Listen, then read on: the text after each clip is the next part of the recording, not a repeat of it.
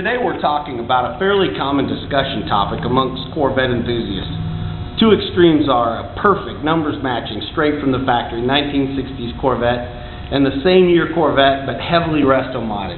Talking a tubbed body, new chassis, LS motor, modern brakes. Now when you tear apart your car to incorporate all the best technology that you find in a resto mod, it's certainly not cost effective to have that car go back to its factory condition.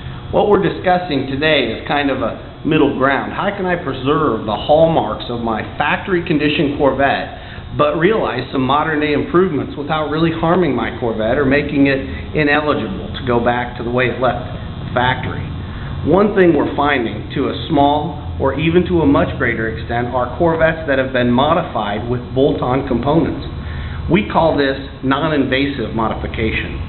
Some of these bolt-ons are easy to obtain, such as wheels and tires. Some are much more expensive and involved, and it's particularly regarding what's under the hood, the motor.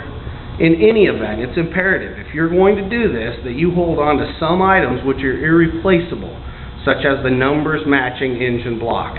If you lose wheels, alternators, carburetors, you can find most of these things on the internet or at swap meets, but one item that's very specific to that Corvette, such as an engine, man, if you lose that, that's a real bummer. For example, this 1966 Mossport Green Corvette still maintains a great deal of its factory state, but has some much higher performance items in lieu of factory components. Such as you will notice in the modern reproduction wider wheels and tires that came from the factory, this makes a huge difference in handling.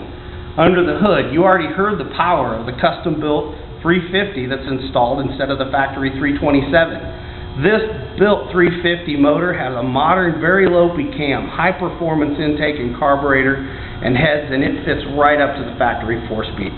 You can do an awful lot with exhaust without being heavily invasive, and exhaust also goes a long way towards unleashing the ponies under the hood of a custom engine. Overall, avoid making holes where there were not holes from the factory, or modifications such as that. Remember, most mechanics are not Corvette people, so make sure they know this if you have help. But for the most part, you want your car, like this car, to be able to be put back into its factory state, or very close to it, without a huge amount of work.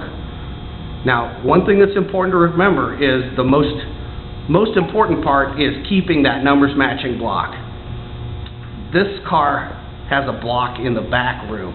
Block can be kept on a shelf under a cabinet. It doesn't take much space. If you want the car to go back, then go back. If you want the car to be able to be sold, the block needs to go back to the car. It goes with the owner. It goes when you sell the car. You're going to get a lot more money out of your Corvette when you keep the block and the car together, even if it's not installed. Now the funny thing about this is this particular car is my favorite car to drive, because I would never drive an original car with the original motor and put my foot into it. I don't know if I would want to push that engine hard, or I would want to push the handling, the suspension, the brakes, the wheels.